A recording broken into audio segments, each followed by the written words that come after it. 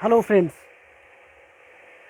पिछले क्लास में हमने डिस्कशन किया था कि मेन सिलेबस में क्या क्या आते हैं, जिसमें जीएस पेपर 1 में हमने आपको डिस्कशन किया था कि आर्ट एंड कल्चर आते हैं, नेशनल और इंटरनेशनल इंपॉर्टेंस के इशू आते हैं, मॉडर्न इंडियन हिस्ट्री आता है। हमने आपको बताया था कि मॉडर्न इंडियन हिस्ट्री में कौन कौन से टॉपिक आते हैं। अभी हम आपको बता रहे हैं कि जीएस पेपर 1 के अंतर्गत जो आर्ट एंड कल्चर यानी इंडियन कल्चर का जो पेपर है उसमें क्या क्या पूछे जाते हैं, उसके टॉपिक्स क्या क्या हैं।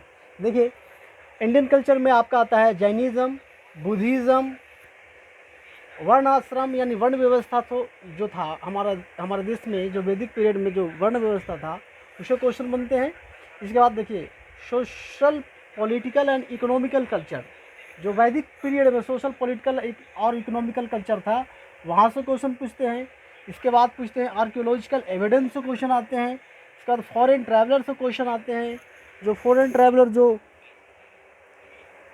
खास करके मिडिल एरा में, जो इंडियन हिस्ट्री के मिडिल एरा में, मुग़ल पीरियड में या उसके बाद वाला में, उसके पहले वाला में, या फिर अंग्रेज़ों के ज़माना में जो फॉरेन ट्रैवलर्स आए थे तो उससे फॉरेन ट्रैवलर से भी क्वेश्चन बनते हैं। इसके बाद है टाइप्स ऑफ वेदा, वेद कितने टाइप के होते हैं, इससे क्वेश्चन पूछे जाते हैं। उन वेद का मेन थीम्स क्या है, उसका मेन टीचिंग क्या है, टीचिंग से रिलेटेड क्वेश्चन पूछे जाते हैं। इसके बाद है आपको आरण्यक से पूछे जाते हैं, उपनिषद, पुराण, यहाँ से इसके टीचिंग्स के अबाउट में पूछे जाते हैं, बारे में पूछे जाते हैं। इसके बाद है सूत पीटक, विनय पीटक एंड जातक। इसके बाद अभिधम पीटक। ये आप जानते हैं कि बौद्ध धर्म का ये जितने भी ये विनय पीटक है, सूत पीटक है, जातक है या अभिधम पीटक है, ये बौद्ध ग्रंथ है, तो यहाँ से इसके टीचिंग्स के बारे में भी पूछे जाते हैं।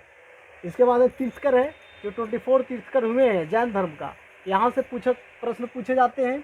इसके बाद लैंग्वेज, प्राकृत, देखिए प्राकृत लैंग्वेज में बहुत सारे बुद्ध के बहुत से जो स्तूप्स बने हुए हैं प्राकृतिक लैंग्वेज में लिखे गए हैं। बुद्ध के बहुत सारे स्तंभ हैं वो प्राकृतिक लैंग्वेज में लिखे गए हैं।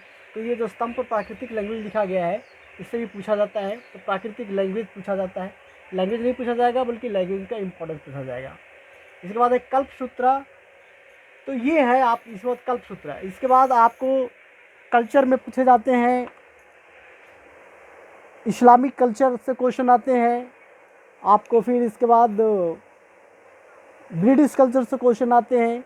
तो इन कल्चर से भी कभी कभी क्वेश्चन पूछ लिए जाते हैं, इसलिए इनको भी आपको जानना ज़रूरी होता है। इसके बाद आपको पढ़ना होता है जेल नेहरू, जवाहरलाल नेहरू के बारे में पढ़ना होता है। इनके जो राइटिंग्स हैं, इनके जो बुक्स हैं, जो इनके विचार हैं, भारत के बारे में जो विचार थे, इसको जानना होता है और पढ़ना होता है। रविंद्रनाथ टैगोर के विचार पढ़ना होता है, इनके बुक्स के बारे में पढ़ना होता है। इसके बाद एक एम.के. गांधी के विचारों के बारे में पढ़ना होता है स्पेशल। तो आप ये यहाँ से 3 व्यक्ति के बारे में आपको जानना और पढ़ना आवश्यक होता है, जेल नेहरू, रविंद्रनाथ टैगोर और एम.के. गांधी। इसके बाद आपका पढ़ना होता है western education and technical education, western education और टेक्निकल एजुकेशन का इम्पोर्टेंस ये पूछा जाता है, इसके बारे में आपको पढ़ना होता है। इसके बाद role of Bihar in Indian national movement. तो रोल ऑफ नेशनल मूवमेंट जो हुआ था, तो नेशनल मूवमेंट में बिहार का रोल क्या था, इसके बारे में प्रश्न पूछे जाते हैं। तो ये आपका हुआ आर्ट एंड कल्चर के जो सब्जेक्ट हैं उसमें ये टॉपिक्स आते हैं। इन टॉपिक्स को ध्यान में रखना आवश्यक होता है। चलो इतना ही।